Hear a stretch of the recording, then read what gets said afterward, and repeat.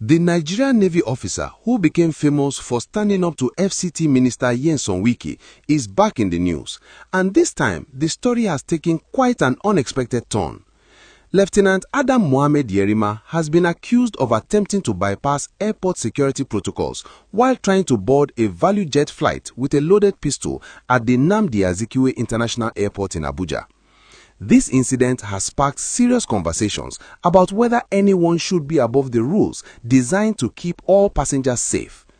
According to the report, Lieutenant Yerima did not go through the normal passenger screening process that every single person boarding a commercial flight is supposed to undergo.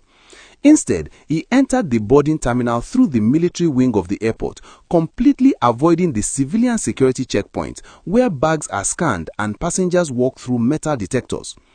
He then proceeded toward the aircraft with his pistol, which is strictly prohibited for passengers on commercial flights unless it has been properly declared and handled through approved security channels as required by the Nigeria Civil Aviation Authority. When ValueJet security officials noticed what was happening, they stopped Lieutenant Yerima from boarding the aircraft with the firearm.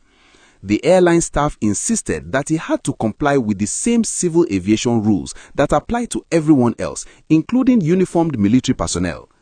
After initially resisting, the officer eventually submitted to the proper screening and declaration procedures and was allowed to board the flight. But that was not the end of the story. The Nigerian military reportedly wrote an official letter to ValueJet Airlines accusing the airline of disrespecting military personnel and demanding a formal apology for stopping the officer from boarding with his weapon. Think about that for a moment.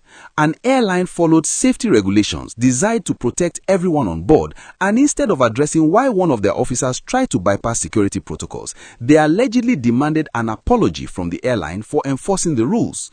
This has raised eyebrows across the country and brought attention to a much larger problem that has been happening quietly at Nigerian airports. A senior ValueJet official who spoke anonymously revealed something that many people suspected but few wanted to say out loud. What happened with Lieutenant Yerima is not an isolated incident, but rather a common practice among military personnel at Nigerian airports. The source explained that military officers frequently refuse to subject themselves to standard boarding procedures and often intimidate airline staff when asked to comply with regulations.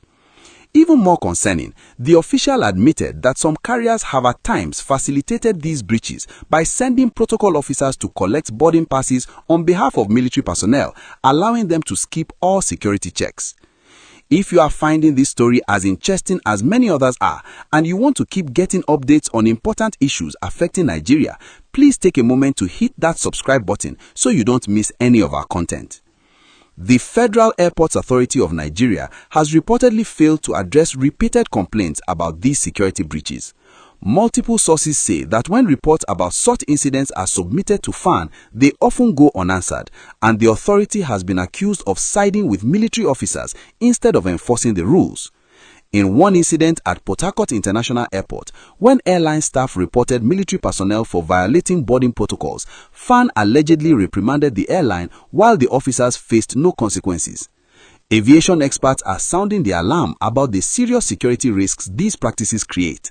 When any category of passenger is allowed to bypass security checks, it undermines the entire aviation security framework and exposes everyone to unnecessary risks. What makes the Yerima case particularly notable is the contrast between his two public appearances.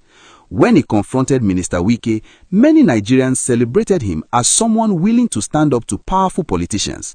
But this airport incident presents a different picture, one where the same officer appears to believe that rules applying to everyone else should not apply to him. The bigger question is about accountability. Will the Nigerian Navy investigate what happened and take appropriate disciplinary action, or will this become another example of influential individuals escaping consequences? What do you think? Should everyone go through exactly the same security procedures? Share your thoughts in the comments because these conversations are important for the changes we want to see.